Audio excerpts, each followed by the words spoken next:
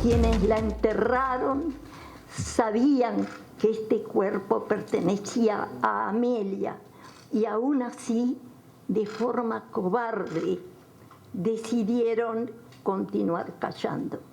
Hoy siguen callando, siguen manteniendo a nuestros familiares secuestrados, siguen ejerciendo su odio y su miedo.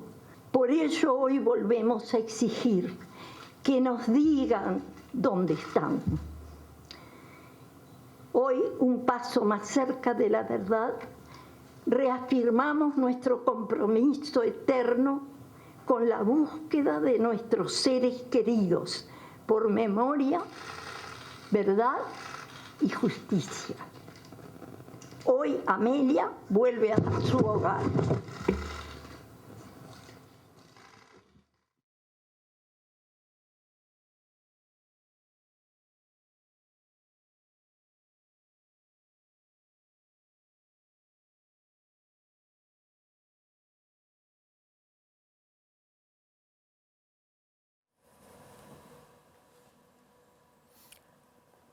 Buenas noches, les damos la bienvenida a esta edición un poco especial de MBD Noticias con estas palabras de Alba González, de madres y familiares de uruguayas y uruguayos detenidos desaparecidos. ¿Qué tal, Natalia? ¿Cómo andan ustedes? Ojalá que bien. Hace cerca de un año abríamos otra edición de MBD Noticias hablando de un reciente hallazgo en el Batallón 14. Pasó casi un año para que supiéramos que pertenecía ese cuerpo, que pertenece a Amelia Sanjurjo.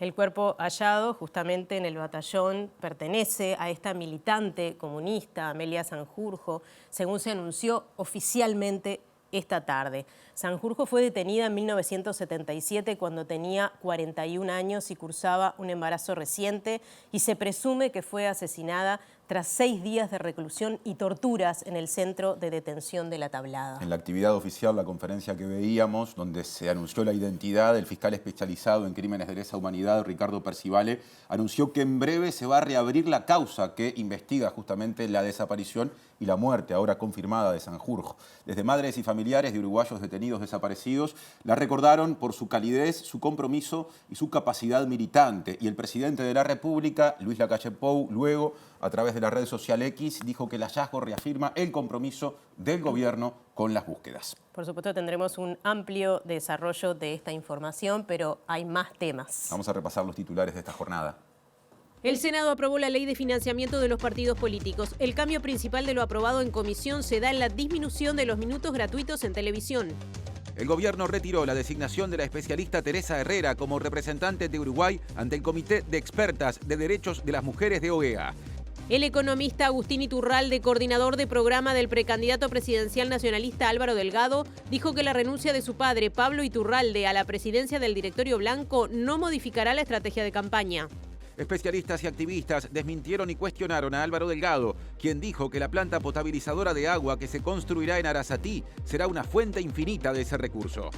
El expresidente de ACE, Leonardo Cipriani, reconoció que el tomógrafo donado para el hospital de Mercedes hace 2 años sigue embalado en las cajas originales y que será difícil completar su instalación. El ejército israelí ingresó finalmente con sus tropas a la ciudad de Rafah, en Palestina, donde hay más de 1 millón de personas refugiadas de ese origen, pese a la orden de la Corte Internacional de Justicia. El presidente ruso Vladimir Putin amenazó hoy a Europa con graves consecuencias en caso de que los países de la OTAN permitan a Ucrania el uso de armamento occidental contra objetivos en territorio ruso.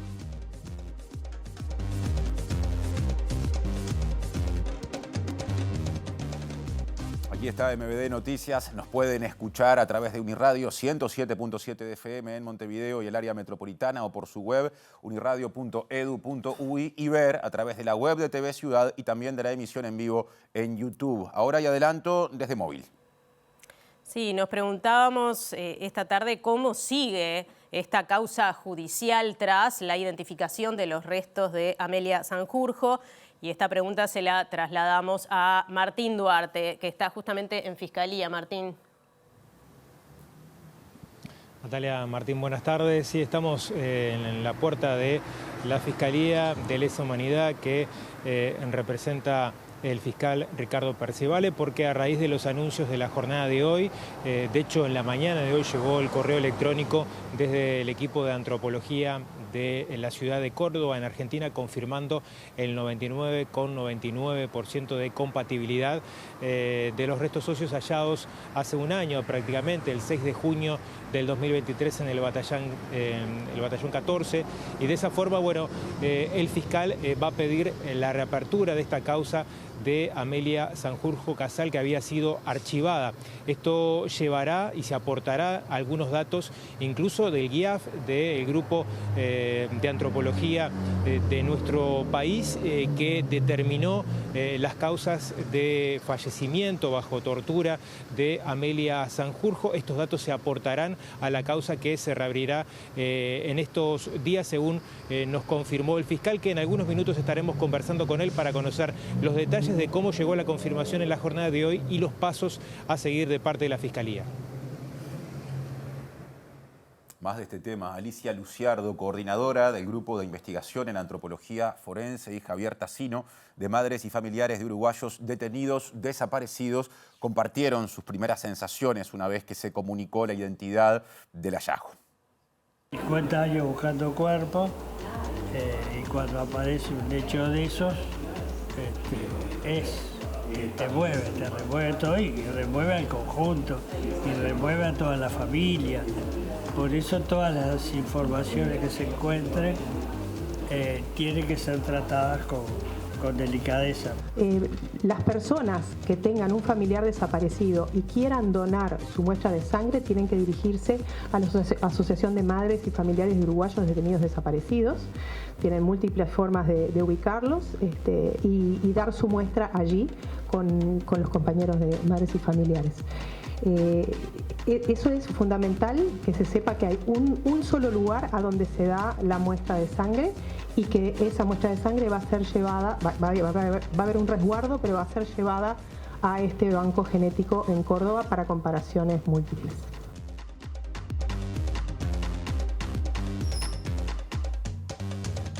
Decíamos en la portada, el fiscal especializado en crímenes de lesa humanidad, Ricardo Percivale, fue quien confirmó que el cuerpo hallado el año pasado en el batallón 14 pertenece a Amelia Sanjurjo. Y dijo que el secuestro, el asesinato, la desaparición también de Sanjurjo fueron la consecuencia de su resistencia a la dictadura civil-militar. El EAF de Argentina nos confirmó en un 99,99% que se trata de Amelia Sanjurjo Casal. Como ustedes conocerán, Amelia Sanjurjo Casal fue una militante social y política que, por el solo hecho de haber resistido a la dictadura civil y militar que imperó en el país, fue detenida el 2 de noviembre de 1977 y trasladada al Centro Clandestino de Detención y Torturas La Tablada. En ese lugar fue sometida a diversos y aberrantes tormentos que le provocaron su muerte. Seguimos en tema, Martín. Con la idea de profundizar en lo que incluso proyecta futuro con respecto a este asunto, Ricardo Percivale, móvil de Martín Duarte. Adelante, Martín.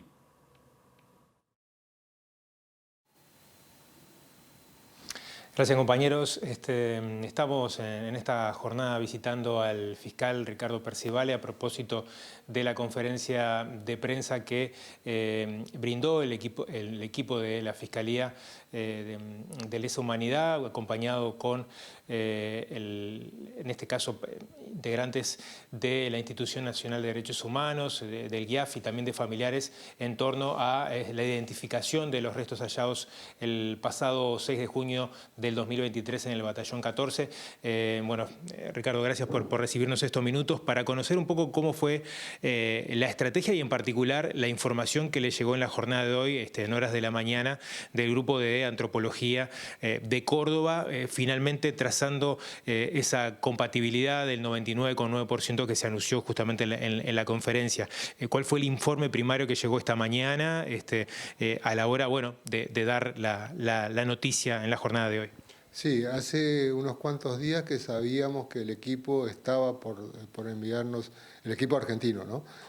Estaba por enviar el informe y en definitiva hoy de mañana se comunicaron con la antropóloga Luciardo para decirle que el informe estaba, que la Fiscalía abriera el correo. Y bueno, abrimos porque la información tiene que llegar a la Fiscalía porque es quien lidera la investigación. Por eso abrimos el correo, tuvimos algunos inconvenientes en el correo porque era un documento pesado, pero bueno, ahí confirmamos. A partir de eso me comuniqué con Alicia Luciardo para decirle si ella podía venir a la Fiscalía para leerlo en conjunto y tener la certeza de que efectivamente se confirmaba que estábamos hablando de Amelia Sanjurjo, y después de eso comunicamos a familiares para que estos a su vez comunicaran a los familiares de la víctima y también al conjunto de familiares, porque me parece que lo más importante es que la familia se entere por los familiares o por las personas directas, como es la Fiscalía, y no a través de la prensa. Por eso es que llamamos a conferencia de prensa. En estos últimos meses hubo, como usted decía, exhumaciones. Se intentó buscar a la madre justamente de Amelia para aportar ese ADN. Usted mismo hacía referencia a la conferencia. Se localizó a sobrinos de Sanjurjo para que aportaran este material genético. ¿Cómo fue ese trabajo y esa estrategia también, no? Sí, fue un trabajo muy arduo, por eso estamos hablando de un año, es un tiempo muy largo para esto que debería ser mucho más sencillo. Lo que pasa es que no se logró obtener familiares directos, nunca se obtuvieron los cuerpos de los padres de Amelia Sanjurjo, por eso se debió ir por tíos y por sobrinos. Y todavía teníamos aquí el problema que los sobrinos en su gran mayoría estaban en el extranjero. Y en ese caso necesitamos la cooperación del EAF y se hizo todo a través del EAF. Por eso fue la complejidad, porque primero se intentó ubicar a los padres, de ninguna manera ni se los ubicó registralmente ni en el lugar. Nosotros nos constituimos en los panteones de Casa Galicia, se abrieron determinadas fosas y no se pudo obtener los padres. Entonces ahí la estrategia cambió y fuimos por los familiares no directos. El informe le aportaba justamente esta sumatoria de datos que fueron apareciendo a lo largo de este año a la hora del acervo genético y irlo aumentando. ¿Qué otro dato aportó el informe en sí? No, el informe lo que dice es, da la coincidencia, 99,99, porque todo lo anterior ya lo teníamos, sabíamos que se trataba de una mujer, y después todo lo que es la causa de la muerte, en el EAF no tiene nada que ver. Ahí es el grupo interdisciplinario que se formó en su momento que determinó cuáles fueron las causas de la muerte. Bueno, ¿cómo sigue esto a nivel de Fiscalía? Porque la confirmación del nombre, la identificación, perdón, de los restos hallados hace un año atrás en el batallón 14, ahora de alguna forma reabren la causa. ¿Cómo son los pasos que se siguen desde la Fiscalía ahora? Sí, si no existiera una causa por Amelia Sanjurjo, la Fiscalía tendría que hacer un proceso por el Código Nuevo, pero en este caso, como existe una causa anterior que está archivada, nosotros vamos a presentar en estos días la solicitud de reapertura de la causa, así como determinadas medidas tendientes a identificar a los responsables. En este caso que hay cautela por ahí del material, se prevén hacer citaciones, ¿en qué consisten los pasos que siguen a partir de la reapertura? Lo primero, la reapertura. Lo segundo es aportar todo este trabajo que se hizo durante este año a la causa, porque esto lo hizo Fiscalía porque no se sabía quién era. Una vez que nosotros tomamos conocimiento, necesariamente lo tenemos que volcar a la causa judicial porque esto se rige por el viejo código.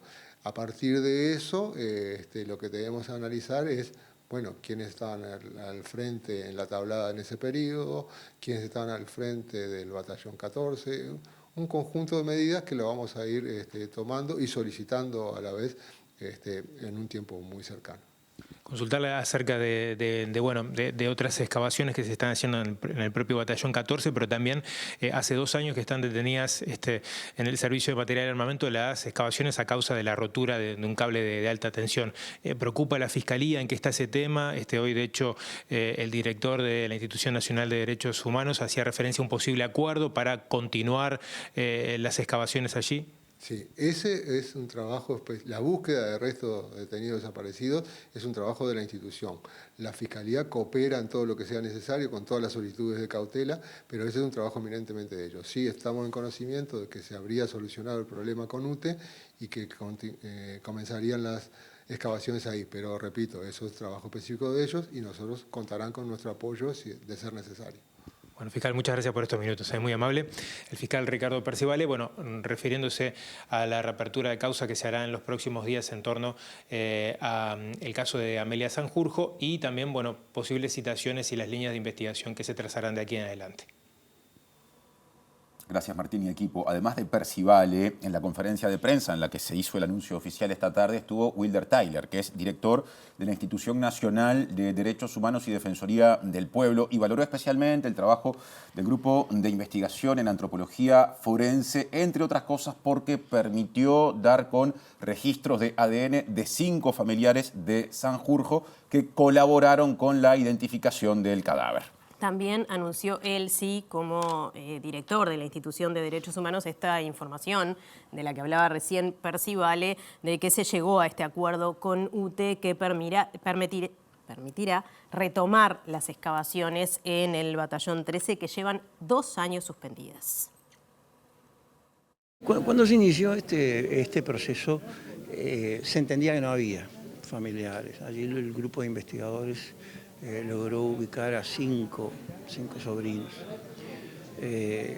a los que eventualmente algunos de ellos fueron encontrados fuera del país y de los que se obtuvo, después de conversar con ellos, por parte del Comité de Familiares, muestras de sangre que de alguna manera aumentaron el acervo genético sobre el que se podían hacer las pruebas. Además de eso, hubo exhumaciones de familiares ya fallecidos. Hubo un primer enorme esfuerzo para encontrar a la mamá de Amelia, que fue infructuoso, no pudimos llegar. Pero bueno, finalmente encontramos una tía y por ese lado se fue sumando de a poquito. Ese mosaico, el que yo hablaba, bueno, se fue llenando hasta que pudimos tener este resultado del 99,9, que es alto. Tyler se refirió a las excavaciones en el servicio de material y armamento que están detenidas desde julio del 2022 a causa de la rotura de un cable de UTE. Es posible que haya un convenio entre la institución y UTE y el Ministerio de Defensa Nacional, lo que sería muy bienvenido de nuestra parte porque nos permitiría completar esa parte del trabajo. Nosotros planteamos en muchas oportunidades la necesidad de remover ese cable o de hacer un retrazado de ese cable.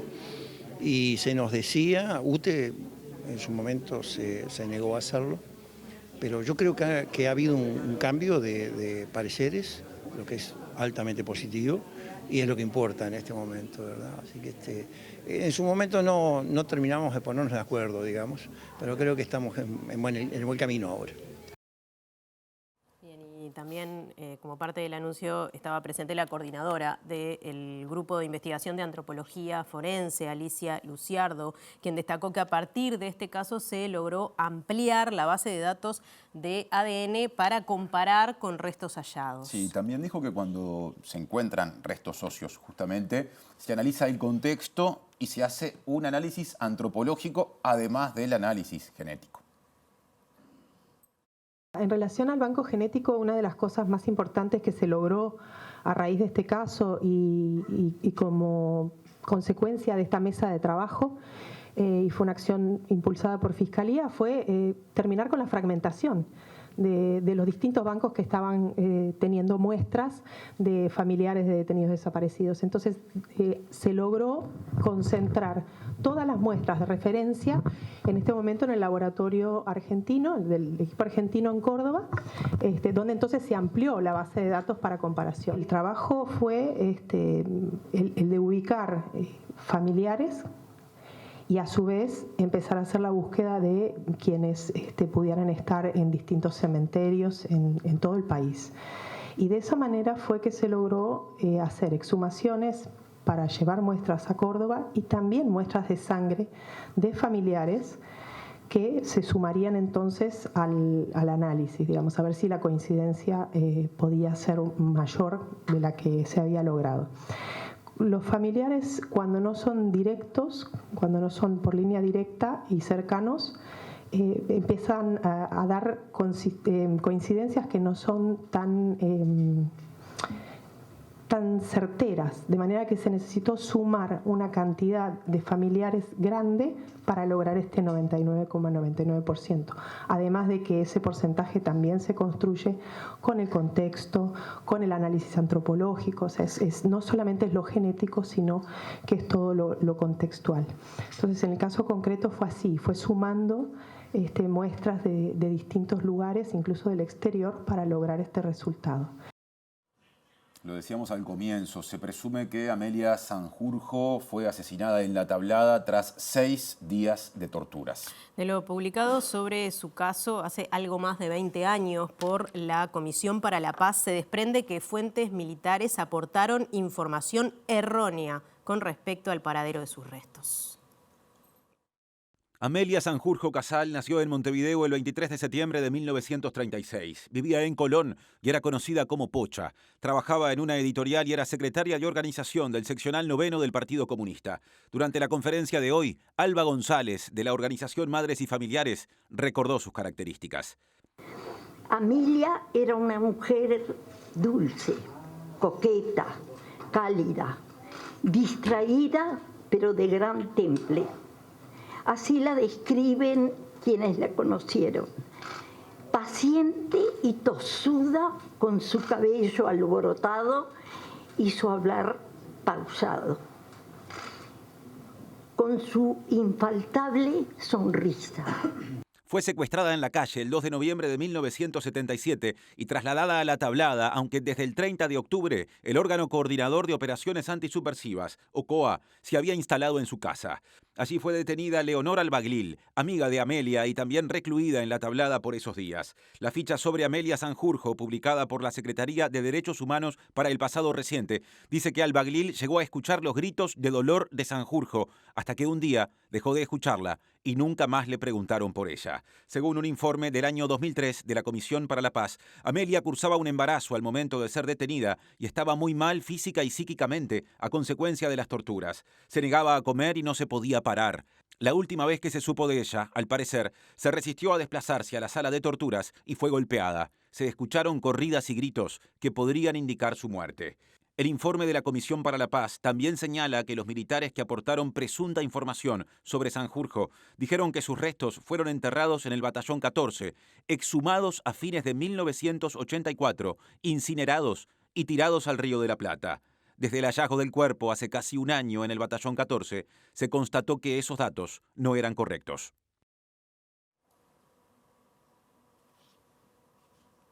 Y el integrante de Madres y Familiares de Detenidos Desaparecidos, Javier Tassino, dijo que este tipo de anuncios son muy removedores para todo el colectivo. Y también habló de algunas referencias a las políticas de búsqueda que se han hecho en el contexto de la actual campaña electoral.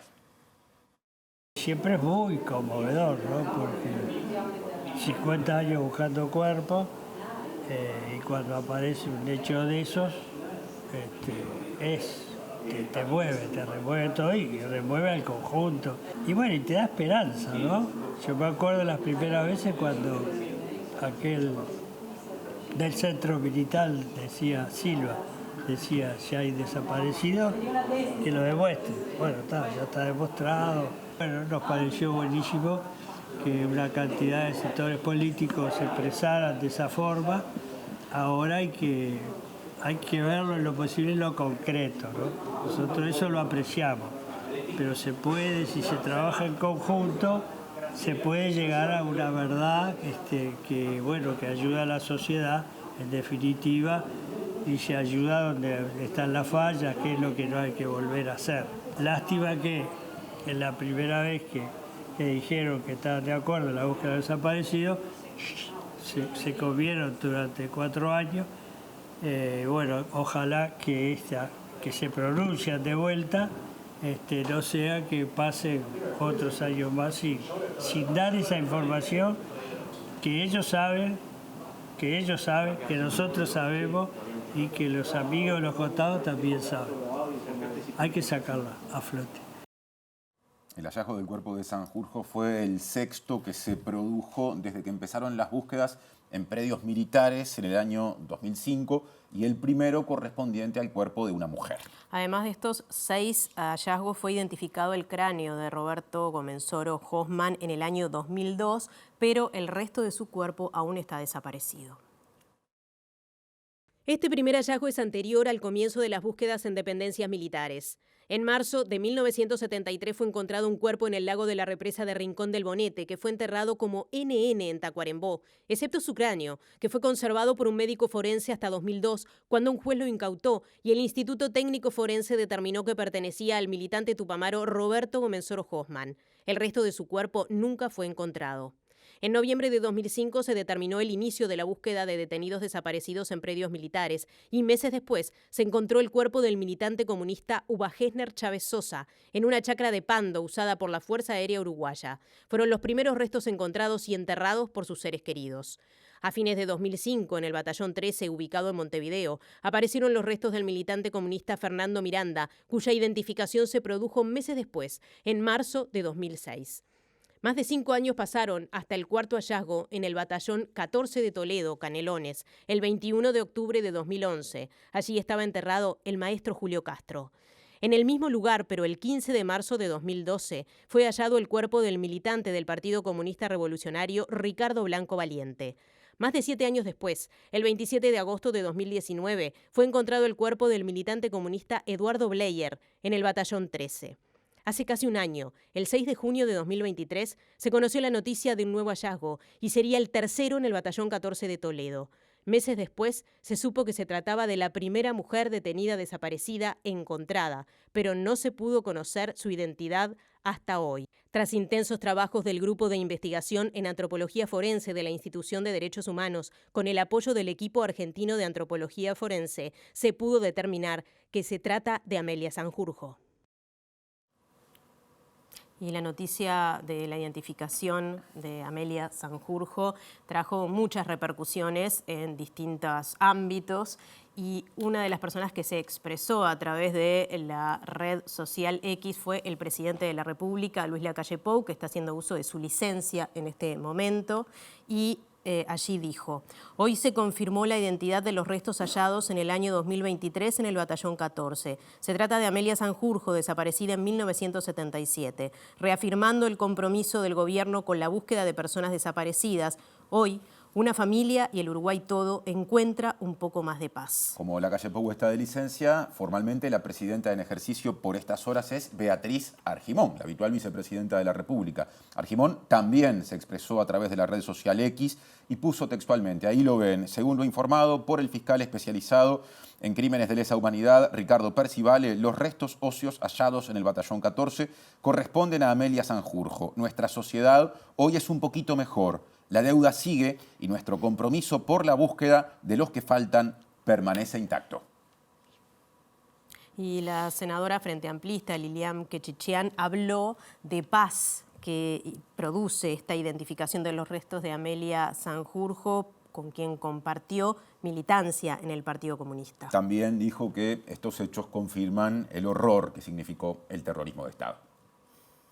Hay como sentimientos encontrados de cierta paz por la identificación de los restos, por poder depositarla ahora en un lugar donde sus amigos, sus compañeros, lo que le quede de familia puedan recordarla. Y también de tristeza por, una vez más, confirmar el horror del terrorismo de Estado. Tenía 41 años, estaba embarazada, la detuvo la OCOA en la calle. Digo, para los que sigan negando todas esas prácticas del terrorismo de Estado, los que fuimos militantes clandestinos en la dictadura, sabemos perfectamente que hoy estamos acá. Hay algunos compañeros que creen que uno nació acá sentado en la banca del Senado, y la verdad que nosotros del 71 a la fecha tenemos una larga historia, y también estamos acá por muchos que se comportaron bien, que no cantaron, que no dijeron nada y que preservaron que nosotros siguiéramos con nuestras vidas. Yo tengo un enorme respeto por todos esos compañeros y también cierto orgullo por lo que supimos hacer. Cuando tus hijos crecen y te preguntan, ¿y tú qué hiciste? en ese momento y les contás, te dicen, ay, bueno, estoy contento. No solo hablaron, sino que hicieron. Y bueno, esa lucha tuvo, sí, precios muy altos, como este que estamos hoy confirmando, de esos 197 detenidos desaparecidos.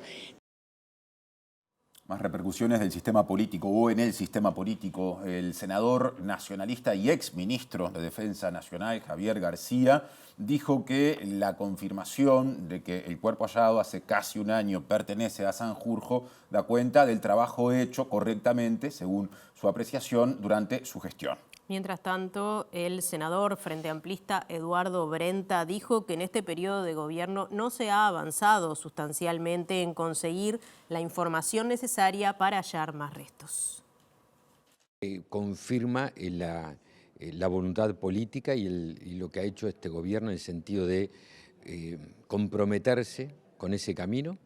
Ha sido la voluntad y será siéndolo, y seguir trabajando porque siga existiendo más logros de paz en más hogares uruguayos. Es la confirmación de un camino que es largo, que es un proceso, que no de un día para otro, y donde la biología, si el paso del tiempo, también hace su efecto en sentido contrario de la velocidad de encontrar más verdad. Que el Ministerio, y las pruebas son objetivas, ha trabajado mucho en el sentido de brindar toda la información que estuvo a nuestro alcance e incluso información que no se daba en otras oportunidades, darla con absoluta plenitud y apertura. Pensamos que en este periodo no se ha avanzado sustantivamente.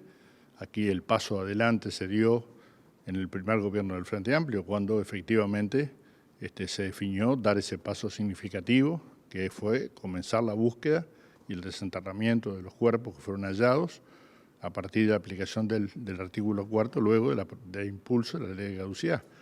Por lo cual creemos que estos hechos que se vienen dando y que ojalá se sigan dando, sigamos encontrando el resto de aquellos militantes sociales y políticos cuya única delito fue luchar contra la dictadura militar, y en ese sentido creo que hay que volver a exhortar, como se hace cada 20 de mayo, a que aquellos que tienen la verdad la digan y la conozcan todos los uruguayos.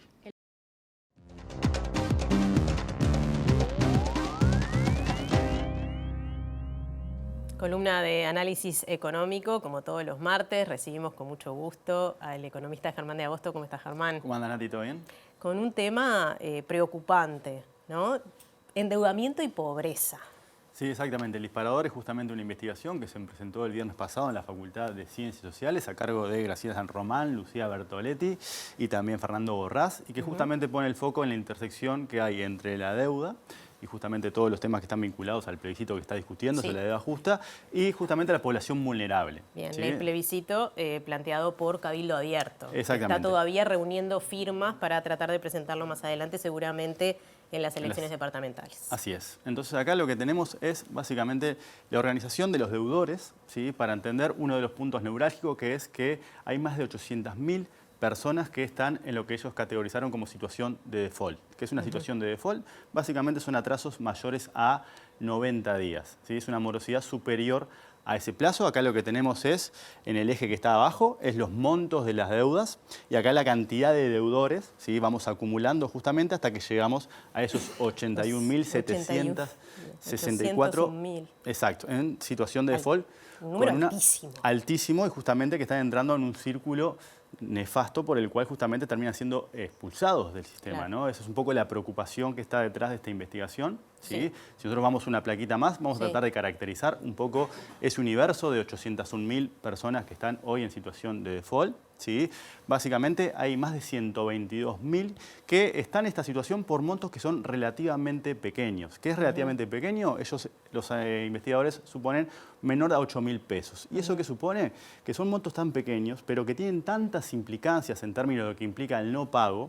Y hay un tema particular que hace que esto sea preocupante, y es que el costo muchas veces de cobrar para las empresas financieras es más alto que justamente cobrar. Entonces no tiene un incentivo a buscar justamente el cobro, y eso supone que esas deudas se van quedando, van generando mayor interés, mayor morosidad, y eso va justamente generando ese círculo negativo por el cual esas personas terminan en una situación mucho más vulnerable a raíz de lo que es su pedido de crédito. ¿sí? Claro, empiezan siendo 8.000 pesos y terminan en cifras Exacto. que no van a poder pagar. Exacto, que eso va a ser parte después de las recomendaciones, ¿no? Tenemos también 191.280 personas que son vulnerables o están en situación de pobreza.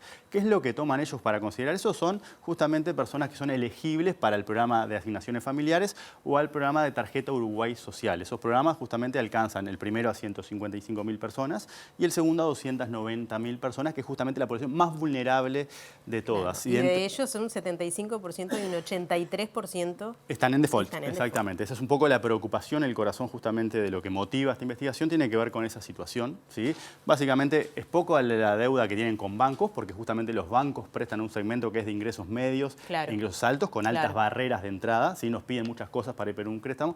Y el 50% justamente con lo que llamamos financieras, porque justamente es la que tienen menores exigencias y también la contracara, que son mayores tasas, ¿sí? Es ahí, un poco... ahí está uno de los grandes problemas. Ahí está uno de los grandes problemas. ¿Sí? Entonces, si nosotros vamos un poquito más en la siguiente placa, acá se derivan algunas recomendaciones que son distintas totalmente a lo que surge del plebiscito. De hecho, justamente, Graciela San Román, en varias entrevistas, comparte la preocupación, básicamente hace más de 20 años que se dedica a estos temas, eso muestra la sensibilidad que tiene frente a esta problemática, pero discrepa radicalmente con la solución que se propone justamente en el plebiscito de deuda justa.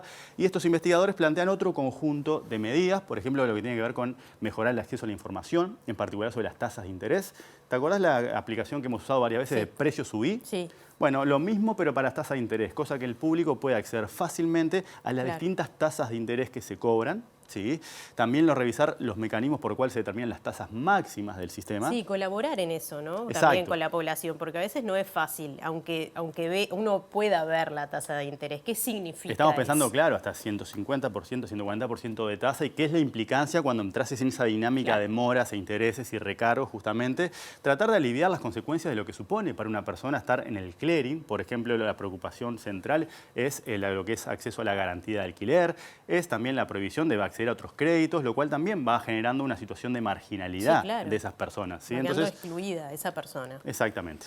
También incluir la figura de la bancarrota para las personas físicas, que es similar a lo que pasa con las empresas, como cuando se presentan concursos de acreedores. Bueno, lo mismo para tratar de ver mecanismos caso a caso que se pueda estudiar justamente esa disparidad. A esas personas. Exactamente, cómo se puede para que esto evite meterlas en ese círculo negativo. ¿Sí? También promover soluciones para que accedan al crédito, ¿sí? Por ejemplo, a través de lo que son, entre comillas, lo que se podría llamar préstamos MIDES. ¿Por qué? Bueno, porque supone de alguna manera que se podría adelantar algunas de las prestaciones que reciben para que cubran algún imprevisto que siempre puede surgir y que muchas veces esos imprevistos que surgen generan esa necesidad de liquidez, esa necesidad no satisfecha porque no tienen los ingresos suficientes, por algo son elegibles para estos programas, y eso supone que empiezan a acceder al crédito y bajo esas condiciones cada vez más restrictivas que los ponen en esa trayectoria sumamente compleja. ¿Sí? O de alguna manera que sean a tasas menores. Hay diversas soluciones que podrían explorarse y que son alternativas a la situación que proponen en el plebiscito. ¿Sí? Y bueno, lo otro es la educación financiera, pero eso también tiene esa complejidad. No siempre se habla de esto, pero es muy difícil de alguna manera porque son temas inherentemente complejos, porque estamos frente a una población que no siempre tiene las herramientas para entender, porque es muy difícil incluso para las personas formadas en eso entender cómo es la dinámica de los intereses, la dinámica de las moras y de alguna manera las consecuencias que eso puede tener cuando uno entra en esa situación. ¿Sí? Entonces, volviendo a la preocupación central de esta investigación, supone que de alguna manera si no se encuentran soluciones para estas personas, para esta población, de alguna manera entran en una dinámica por la cual van siendo expulsados del sistema legal o del sistema formal y entran en un sistema mucho más oscuro, que si vamos a la última placa, estos son algunos ejemplos que puso el otro día Martín Valcorba, que fue comentarista en la presentación del trabajo, de lo que son los préstamos gota a gota que hoy están en el interior muy presentes. Y fíjate, hay dos ejemplos, ¿no? Para un crédito de 5.000 pesos, ¿sí? Se ofrece un plazo de 20 cuotas diarias. ¿Sí? 20 cuotas diarias ¿de cuánto? De 300 pesos. O sea que se devuelven 6.000 pesos, hay 1.000 pesos, pero es muy poquito tiempo, lo cual te da una tasa de interés que es la que está ahí en rojo de más de casi 68.000%, lo cual es una locura. ¿No? Naturalmente estamos pensando justamente en los márgenes de la legalidad. Esto es ilegal porque justamente no está contemplado por la ley de usura. ¿Sí? Pero todo el mundo lo sabe dónde están, ¿no? Y bueno, y el tema es que justamente, naturalmente, y los métodos de cobro y todas las cosas que empiezan a ocurrir después de esto es una demencia. ¿Sí? Lo mismo para un crédito de 15.000 pesos, que también 30 cuotas diarias de 100 pesos, que te da una tasa de 8.000%. ¿Sí? Entonces, un poco la preocupación se comparte con lo que está detrás o el espíritu de lo que están promoviendo el Cabildo Abierto, pero se discrepa radicalmente. En particular, las palabras que usó San Román son eso supone incendiar el sistema financiero, supone dinamitar el sistema financiero y está mal encaminada, en tanto multiplica los problemas porque justamente las soluciones que plantean no recogen no recogen todo esto. O sea, no se va a poder ayudar a estas personas. Exacto, por eso los dos comparten esa necesidad y esa preocupación, pero por caminos distintos que discrepan radicalmente. Bien, bueno, interesantísimo el tema, Germán. Muchísimas gracias. Lo seguiremos, evidentemente. Nos reencontramos la semana que viene. Nos vemos el martes. Ya continúa Martín. Y continuamos metiéndonos en el diario de campaña, porque el diputado frente amplista Sebastián Valdomir, del Movimiento de Participación Popular, MPP, dijo que su sector político podría presentar un recurso de impugnación contra una agrupación nacionalista recientemente registrada por similitudes con su sector, tanto en su sigla o denominación como en los números de las hojas de votación anterior. Esa agrupación reciente o nueva del Partido Nacional se llama Participación Popular Montevideo, PPM por sus siglas, y sus hojas de votación son la 5.609 y la 9.609. La información brindada por el periodista Martín Ribeiro da cuenta de la resolución de la Corte Electoral con fecha 20 de mayo, habilitando la agrupación departamental Participación Popular Montevideo a utilizar los números de listas 9.609 y 5.609 para las próximas elecciones internas. Son dos listas del Partido Nacional registradas con un nombre y una numeración muy idéntica a la del Movimiento de Participación Popular, la 609, desde muchos años muy conocida. Y la denominación y la numeración es muy idéntica. Nosotros estamos estudiando el tema, ya lo planteamos también en el Frente Amplio, porque claramente acá es otro lema, es el Partido Nacional que registró esta lista.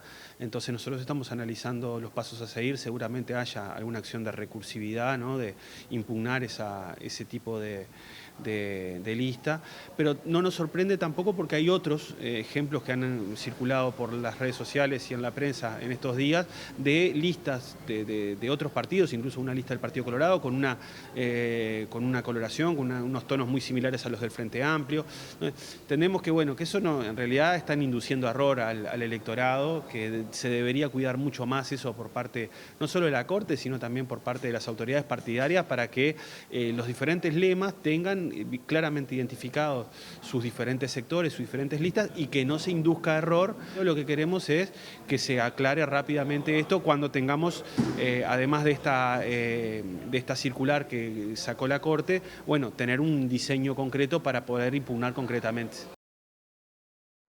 Y el economista Agustín Iturralde, coordinador del programa del precandidato presidencial nacionalista Álvaro Delgado, dijo que la renuncia de su padre, Pablo Iturralde, a la presidencia del directorio blanco no modificará la estrategia de campaña. El programa de Delgado incluye, entre otras propuestas y objetivos, la reducción a la cuarta parte de los registros actuales de la pobreza infantil y también la disminución en 15.000 de la cantidad de puestos de trabajo estatales. Que en el próximo quinquenio tiene que ser la prioridad política y presupuestal número 1 y decimos que queremos llegar al final del quinquenio con una inversión cercana al orden de los 200 millones de dólares anuales, de aumento en el tema primera infancia del orden de los 200 millones de dólares anual.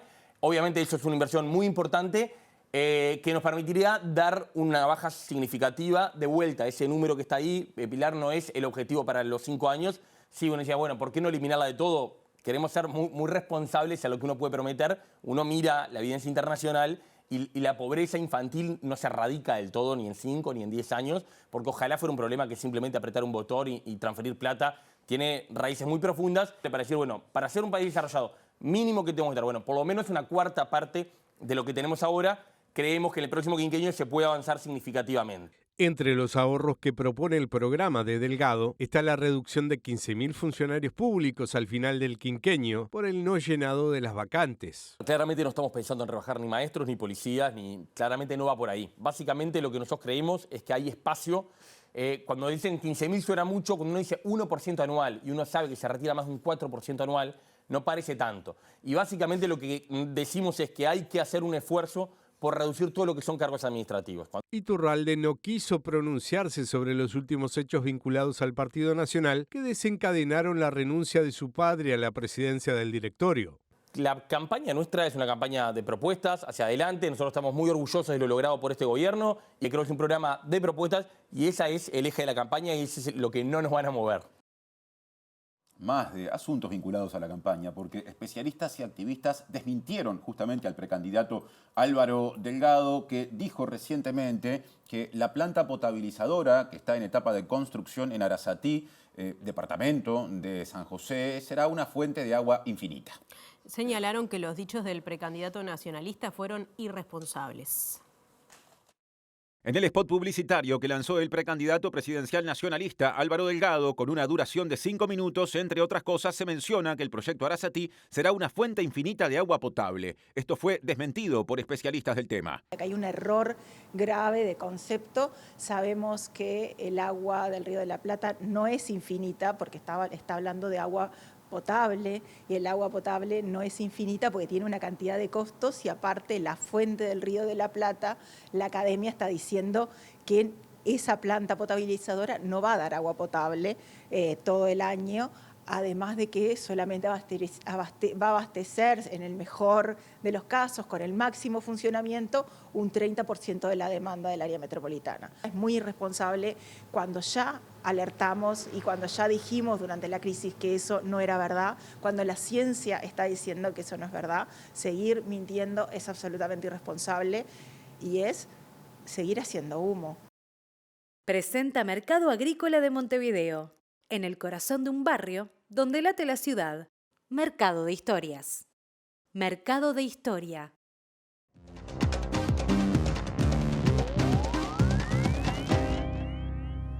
¿Qué tal? Abrimos el capítulo internacional y lamentablemente seguimos hablando de guerras, de guerra en Oriente Medio, de guerra en Ucrania, pero vamos a comenzar por Oriente Medio porque hoy fue un día clave, sobre todo porque Israel llegó al centro de Rafah con sus tropas, algo que había sido ordenado por parte de la Corte Internacional de Justicia de que no ocurriera, por lo que podría ocasionar en la población civil y en el 1,5 millones de desplazados palestinos que están en esa zona. Hubo otro ataque a un campo de refugiados. Hoy además Noruega, España e Irlanda reconocieron formalmente a Palestina como un Estado, sumándose a 146 países que ya lo han hecho. La retórica confrontativa con España prosigue entre el canciller israelí Israel Katz y también con el gobierno español y quienes apoyan la creación de un Estado palestino.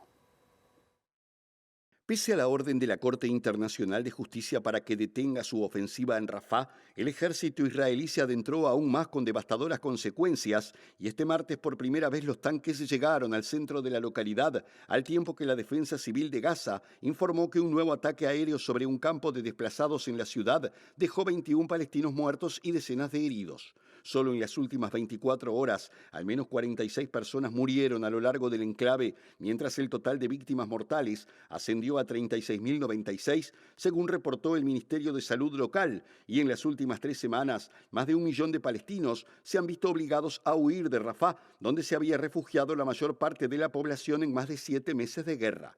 Mientras tanto, el ministro de Asuntos Exteriores israelí, Israel Katz, acusó este martes al presidente del gobierno español, Pedro Sánchez, de ser cómplice de incitar al genocidio judío y a los crímenes de guerra a través de una publicación en su perfil de la red social X, en respuesta al reconocimiento del Estado de Palestina por parte de España, quien junto a Irlanda y Noruega formalizaron su decisión esta mañana.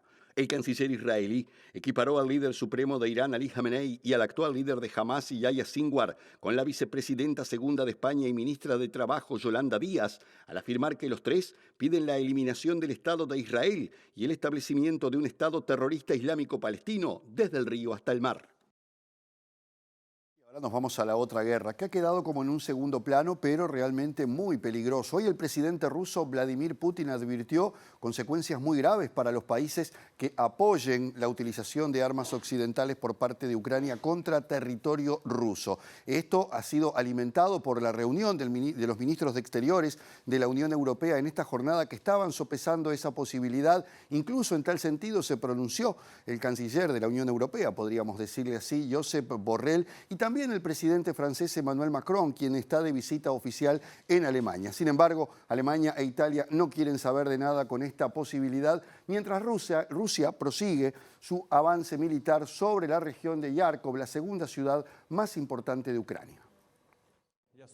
Vladimir Putin afirmó que los representantes de los países de la OTAN, especialmente en Europa y en particular los países pequeños y densamente poblados, deben ser conscientes de con qué están jugando y subrayó que ese factor es el que deben tener en cuenta antes de hablar sobre el lanzamiento de ataques contra el interior del territorio ruso. Esta constante escalada puede tener graves consecuencias y si esas graves consecuencias se hacen notar en Europa, ¿cómo reaccionará Estados Unidos?, dijo Putin, quien aludió a la paridad nuclear entre ambas superpotencias luego de que su país llevara a cabo maniobras con armas nucleares tácticas cerca de Ucrania y se preguntó si acaso desean un conflicto global. En alusión a las declaraciones del secretario general de la OTAN, Jens Stoltenberg, sobre la necesidad de permitir a Kiev atacar a Rusia con armamento occidental, Putin aseguró que este no puede no saber que las armas de alta precisión de largo alcance no pueden ser lanzadas sin el empleo de satélites espías occidentales. Los ministros de Defensa de la Unión Europea discutieron este martes la posibilidad de levantar las restricciones al uso de armas occidentales por parte de Ucrania para atacar territorio ruso, según declaró el alto representante del bloque para asuntos exteriores, Josep Borrell, mientras que el presidente francés Emmanuel Macron, de visita oficial en Alemania, se mostró a favor de que Ucrania pueda utilizar armas occidentales contra territorio ruso para neutralizar puntos desde donde Rusia lanza sus misiles, siempre y cuando los objetivos no sean civiles. Presentó Mercado Agrícola de Montevideo, en el corazón de un barrio donde late la ciudad. Mercado de Historias. Mercado de Historia. Hoy también hubo actividad importante a nivel del Palacio Legislativo, más precisamente del Senado. Ya llega Julieta Núñez Tomás. Antel Empresas. ¿Tenés Antel? Tenés un socio para hacer crecer tu negocio.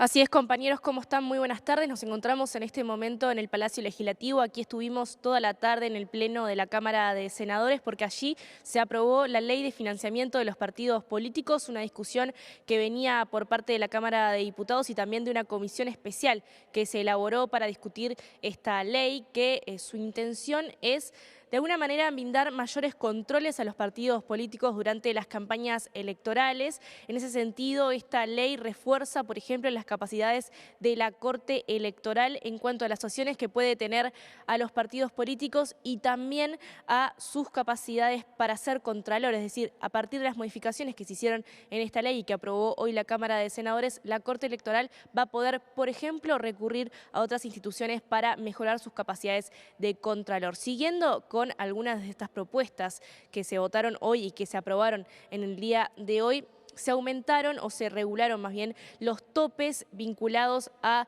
las donaciones tanto particulares como de los candidatos y también se regularon algunas cuestiones que tienen que ver con las donaciones previamente dichas. A partir de los 120.000 pesos, las donaciones no van a poder ser anónimas, debe estar registrada la cantidad y el nombre y apellido, por supuesto, de las personas que realicen estas donaciones. Además, a partir de los 24.000 pesos es que van a tener que ser registradas con nombre y apellido. A partir de los 120.000 pesos es que deben hacerse por medios electrónicos y además las donaciones en especias, es decir, si se dona, por ejemplo, un auto o una casa, esto también debe ser registrado con cuál es el bien que se dona y la persona que lo hace. Además, se reguló el tope en $50.000 para donaciones personales y también se reguló el tope, que es mucho mayor, de las donaciones que pueden hacer los propios precandidatos y precandidatas. Sin embargo, la concentración de la discusión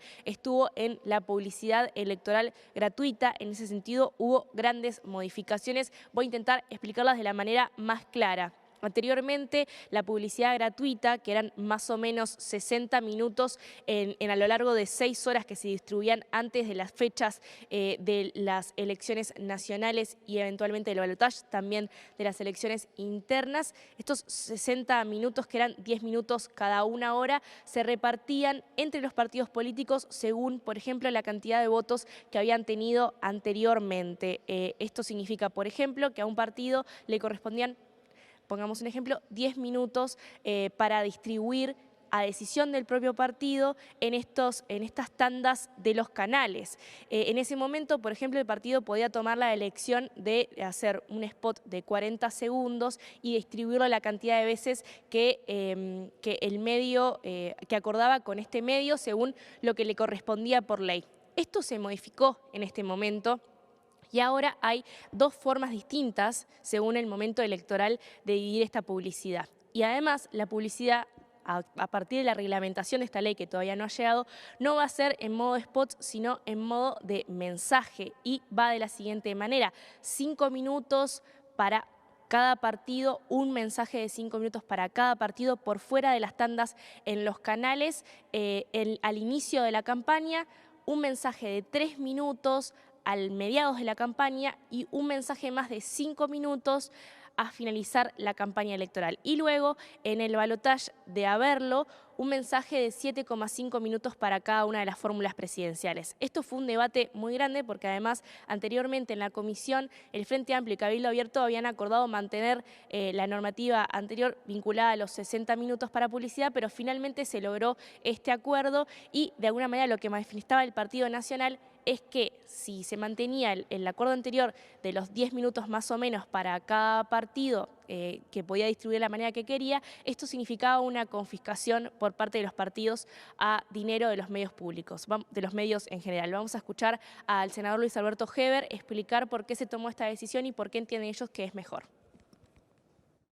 Nosotros sostuvimos que, así como venía redactado de la Cámara de Diputados, era confiscatorio tener 1 hora por día de publicidad electoral distribuida entre las 6 de la tarde y las 12 de la noche, y eso no solamente iba a ser confiscatorio con respecto a los canales, sino altamente negativo para los partidos políticos, porque íbamos a aburrir y no íbamos a tener posibilidades de comunicación.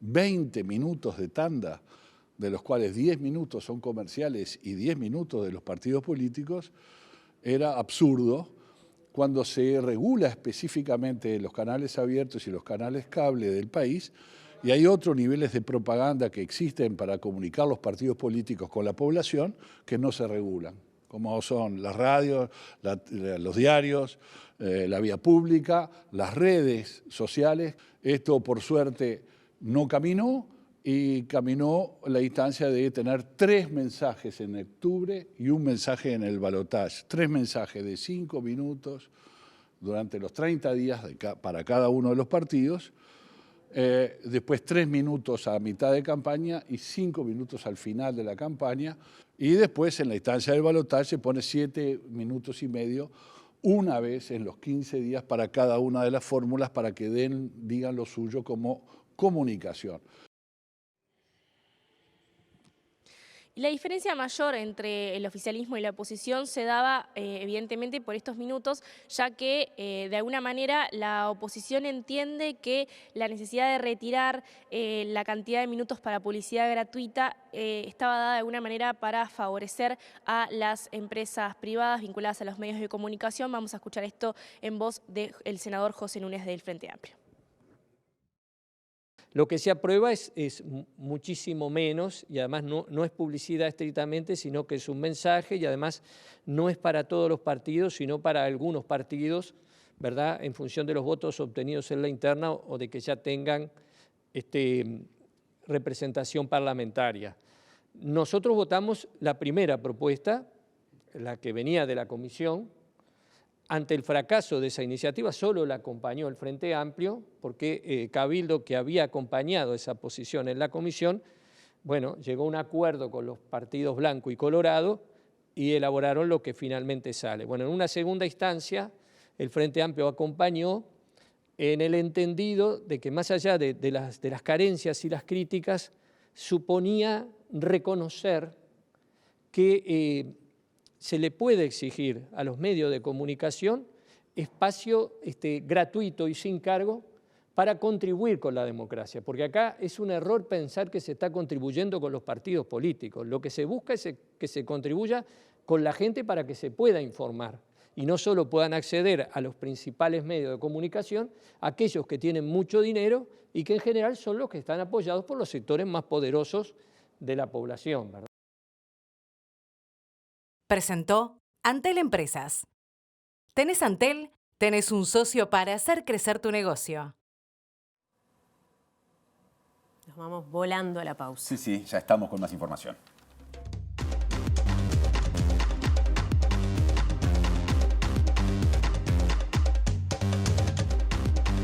Segundo bloque y bloque final de MBD Noticias que se despide. Casi que final sin bloque, te diría, Sí. pero sí, nos tenemos que ir.